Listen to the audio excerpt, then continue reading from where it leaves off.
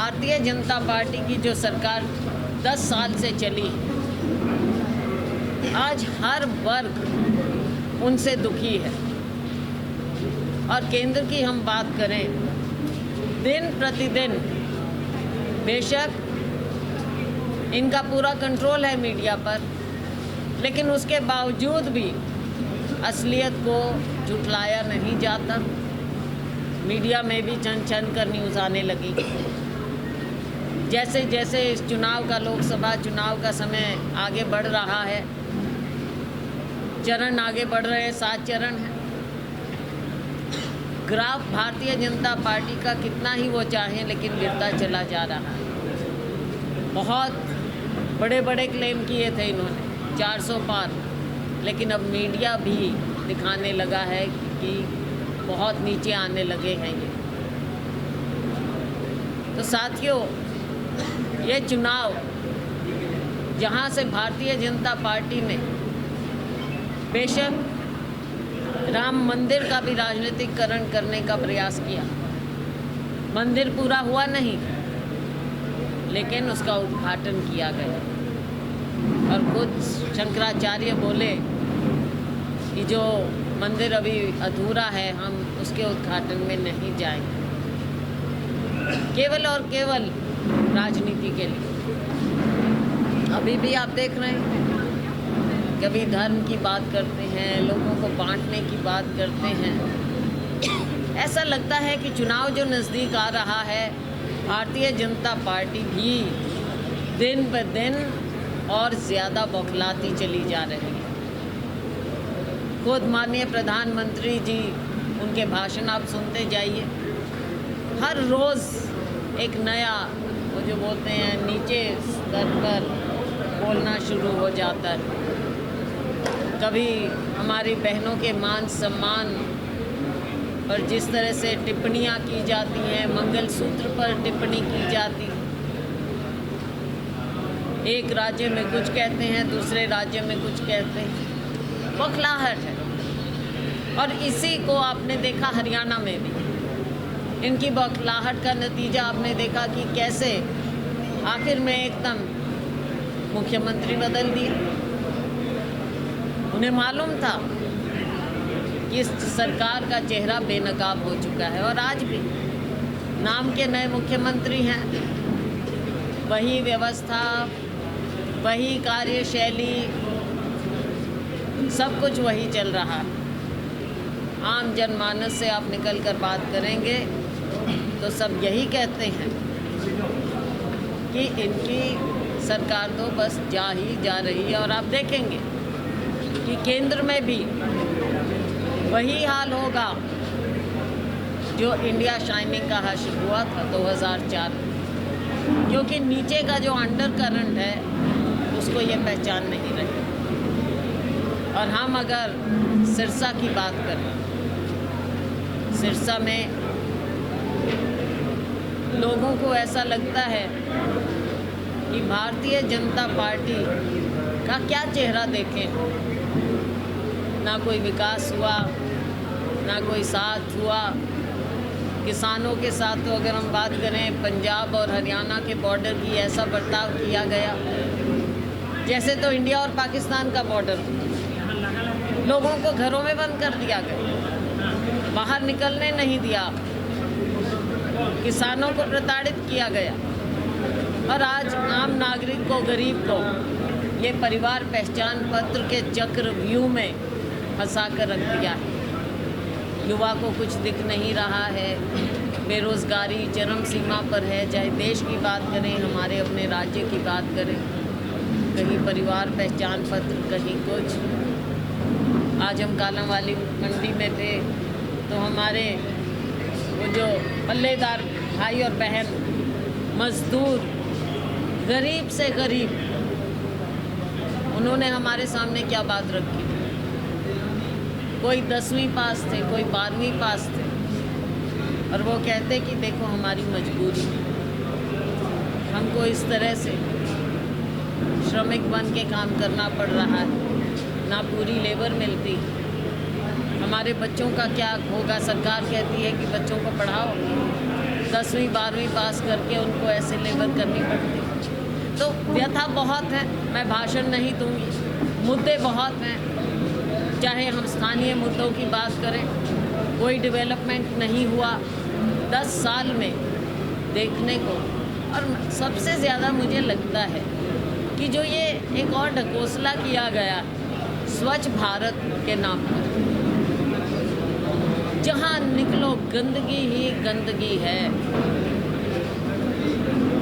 इसमें भी पता नहीं कितना भ्रष्टाचार हुआ। हरियाणा में मिलीजुली सरकार बनी, सबको पता था, बच्चे बच्चे को पता था कि चुनाव आएगा और इनका गठबंधन टूटेगा, तोड़ेंगे। और आज वही हो रहा है, नूरा कुश्ती हो रही जजपा और भाजपा में, एक ही सिक्के के दो पहलू। तो लोगों में जहां एक और बेहद नाराज़गी, वहां दूसरी ओर कांग्रेस पार्टी के प्रति लोगों का उत्साह, लोगों को विकल्प केवल कांग्रेस में नज़र आ रहा है। और हम, हमारे साथी, हमारा गठबंधन आप पार्टी के साथ, लेफ्ट पार्टीज़ के साथ, अन्य पार्टियों के साथ हमारा गठबंधन है। और हमारा गठबंधन ये चुनाव लड़ रहा है। हरियाणा में एक सीट डॉक्टर सुशील गुप्ता जी कुरुक्षेत्र से लड़ रहे हैं, बाकी 9 सीटों पर कांग्रेस लड़ रही है। हमें पूरा विश्वास है कि जो, और मीडिया के मेरे साथियों से कहूँगी कि ज़मीनी हकीकत देखिए, 10 की 10 सीट हमारा गठबंधन जीतेगा। मैडम जी, आपका जो मुद्दा मैंने उठा था जी महंगाई का और उसका, लेकिन आजकल एक नया मुद्दा चल रहा है आरक्षण को लेकर के। तो आरक्षण को लेकर के जैसे कि रेवंत रेड्डी जो तेलंगाना के जो सीएम, उन पर भी समझ भेजा है दिल्ली पुलिस ने, इस सिलसिले में आपका क्या कहना है कि आरक्षण किस मुद्दे को? देखो, आरक्षण के बारे में भाजपा और ये आरएसएस के लोग कभी कुछ कहते हैं, कभी कुछ कहते हैं। कभी कहते हैं आरक्षण खत्म होगा, कभी कहते हैं आरक्षण नहीं होना चाहिए, कभी कहते हैं आरक्षण को हम बंद नहीं करेंगे। तो ये कब, कहाँ पर, किस ज़बान से क्या बोलें, किसी को मालूम नहीं पड़ता है। समय के मुताबिक, जगह के मुताबिक इनका रूप बदल जाता है। मैडम, बात की जाए तो 9 सीटों में से 8 का अनाउंस हो चुका है। गवर्नमेंट पेज कहाँ फंसा हुआ है? एक सीट पर है, विचार हो रहा है, जल्द हो जाए। मैडम, आपके साथी और अब आपके प्रतिद्वंदी अशोक तंवर, उनका आप पर आरोप ये है कि 26 साल हो गए आप सिरसा को लवारिस छोड़ गए, ये उनका आरोप है। कांग्रेस पार्टी में कोई किसी को लावारिस नहीं छोड़ता, सिरसा के लोग जानते हैं। और देखो, अब कोई कुछ भी कैसा भी आरोप लगाए, उन चीज़ों में कोई वो है नहीं। सिरसा के लोग मुझे जानते हैं, मेरे परिवार को जानते हैं, तो इसमें कोई सफाई देने की बात नहीं है। लगातार हमारा संपर्क बना रहा है, हर तरह से हमारा अपना परिवार है, पुराने लोग हैं, कांग्रेस पार्टी है, एक परिवार है। तो इन चीज़ों का कोई जवाब नहीं होता जब कहने की बात। आपके चुनावी दंगल में आने से पहले अशोक तंवर ये कहते थे कि जो भी आएगा जमानत जब्त होगी, तो अब जमानत जब्त किसकी करवाएंगे? देखो, बात ये है कि मेरा व्यक्तिगत रूप से सिरसा के लोगों पर और हमारे लोकतंत्र पर अटूट विश्वास है। और आज के दिन हमारा सबका विश्वास है कि सिरसा के लोग कांग्रेस पार्टी को जिताएंगे और कांग्रेस पार्टी की उम्मीदवार मैं हूँ। मुझे विश्वास है कि सिरसा के लोग मुझे संसद में भेजेंगे। मैडम, क्या वजह है कि श्रुति चौधरी की टिकट किस वजह से कटी? तो पार्टी में तरह तरह की बातें होती हैं, ये हमारी पार्टी का अंदरूनी फैसले होते हैं कि किसको कहाँ से टिकट मिले। तो ये बात है, कभी लगता है कि आज के दिन कुछ नहीं। आपको याद होगा 89 में जब मुझे टिकट नहीं मिली, तो उसमें उस समय कुछ लोगों को लगता था, लेकिन 91 में मुझे फिर मिली और मैं फिर यहाँ से जीती। तो ये देखो, राजनीति में ये चीज़ें अप्स एंड डाउन्स होती हैं। हमें विश्वास है श्रुति जी को आगे फिर से अच्छा मौका मिलेगा। राजनीति दिखाई दे रही है, क्या उनको मनाया जाएगा? एक बार मायूसी होती है, उसमें कोई ऐसी बात नहीं है, स्वाभाविक बात। आप नॉमिनेशन कब फाइल करेंगे? 1 तारीख। पिछले 10 सालों में सिरसा जिला नशा तस्करी में पूरे प्रदेश में नंबर 1 बन गया। लेकिन ये अहम मुद्दा है, लेकिन ना बीजेपी उठा रही है ना किसी नहीं, बिल्कुल ठीक कह रहे हैं। आज मैंने कालांवाली में भी इसके बारे में बोला था और ये एक सबसे बड़ा अहम मुद्दा खास तौर से सिरसा के लिए, क्योंकि बॉर्डर्स हैं। आज के दिन हमारा युवा सबसे ज़्यादा किसी बात से त्रस्त है, और सिर्फ युवा नहीं, उनके परिवार भी। जब परिवार नष्ट हो जाते हैं, कोई युवा अपनी जान खोता है, नशे की लत में पड़ जाता है, उसका जीवन तो बर्बाद होता है, उसके पूरे परिवार का जीवन बर्बाद होता है, उसके माता पिता का आप सोचिए जो सपने संजोए होते हैं अपने बच्चों के बारे में, वो सब नष्ट हो जाते हैं। आप मुझे बताइए कि क्या कारण है कि ये इतना बढ़ता चला जा रहा है और सरकार और प्रशासन इसके बारे में कुछ नहीं कर पा रहे? क्या वो इतने असहाय हैं? क्या कारण है? आँख मीची हुई है या फिर करना नहीं चाहते? सरकार को जवाब देना पड़ेगा इस बात का, क्योंकि यहाँ का युवा पूछ रहा है कि इस नशे से कब मुक्ति मिलेगी। आप बच्चों की विधानसभा में भी उठाया था हमारे साथियों ने, तो ये इतना अहम मुद्दा है। जहाँ शिक्षा की हम बात करते हैं, बेरोज़गारी की बात करते हैं, नशे की बात कोई कम अहमियत नहीं रखता, बल्कि सबसे बड़ी बात आज के दिन हमारे लिए है और सिरसा के लिए। क्या लोकसभा चुनाव हुड्डा और शैलजा गुट एक साथ लड़ेंगे? देखो, ना तो कोई गुट होता, गुट कहने की बात होती हैं और मीडिया में इस तरह की बातें चलती हैं। लेकिन आपने देखा होगा, अब चुनाव आया है और मैं हमेशा आपको बोलती थी कि अपने अपने लिए, अपने प्रभाव के लिए, अपने साथियों के लिए सब करते हैं, सब नेता करते हैं कोशिश, तो वो तो चलता है, ये राजनीति का हिस्सा है। लेकिन जब चुनाव आता है, हम सब मिलकर चुनाव लड़ते हैं और वही बात। अब उनके कोई क्या कारण है, मैंने थोड़ा सा मीडिया में ही देखा। आजकल मेरा ध्यान ज़्यादा अपने चुनाव पर है, लेकिन मैंने थोड़ा सा पढ़ा था, उन्होंने कुछ बातें कही हैं। हमारी हाईकमांड देखेगी इन बातों को, ज़रूर इसका संज्ञान लें। हाँ जी,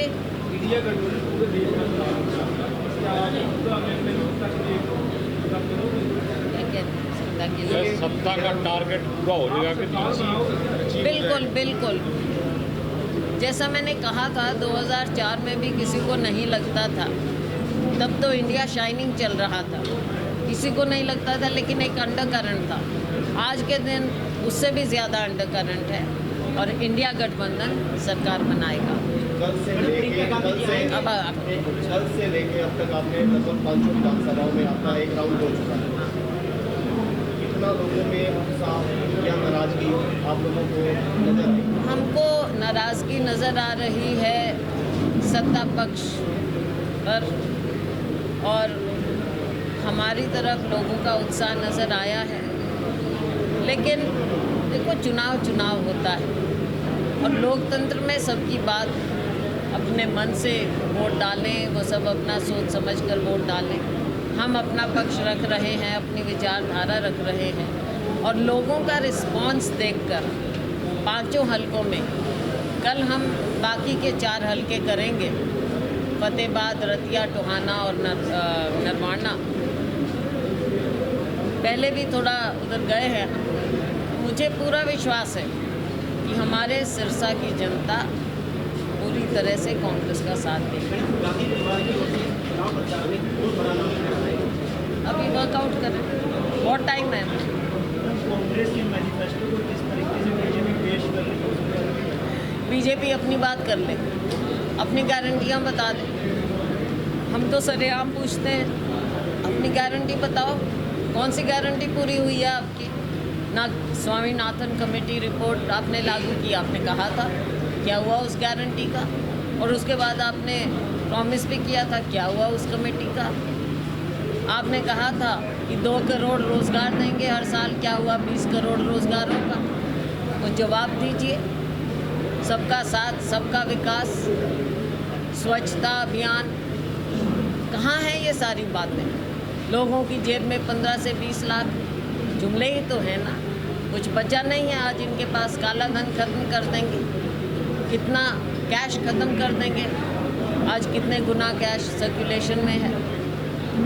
जीएसटी में लोगों को फंसा दिया है। किस गारंटी की बात करें?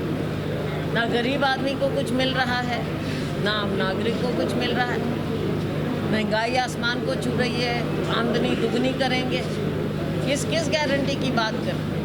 आज के दिन इस तरह की बात करने से पहले, कांग्रेस पर उंगली उठाने से पहले वो अपने गिरेबान में झांके। मैडम, पहले 2 चरण के जो वोटिंग हुई है काफ़ी कम परसेंटेज हुई है, क्या समीकरण देख रहे आप हैं? देख रहे हैं कि सरकार के प्रति कितनी विमुखता है, उदासीनता है। हाँ जी, फील गुड तो होलिया का हर बार नया ले आते हैं, ये नया ढकोसला, नई बातें, नए स्लोगन, एम्प्टी स्लोगन्स हैं, खोखली बातें हैं। भारतीय जनता पार्टी के पास ज़मीन पर क्या है? कुछ करके तो दिखाया नहीं। 10 साल में देखो, आप बताइए, ऐतिहासिक इनको बहुमत मिला। 84 के बाद किसी पार्टी को इतना बहुमत मिले तो आपने किया क्या है? कभी 370 की बात कर दोगे, कभी 1-2 और बात कर दोगे, लेकिन आम नागरिक के जीवन को बेहतर करने के लिए आपने क्या किया? जब इतना मैंडेट मिला तो किसकी ज़िंदगी आपने बेहतर की, वो बताइए। वो तो कुछ किया नहीं है। दुख की बात यही है देश के लिए कि इतना भारी मैंडेट होने के बावजूद 10 साल में आप देश को आगे बढ़ाने की बजाय पीछे धकेल दें। ओके, बहुत बहुत धन्यवाद।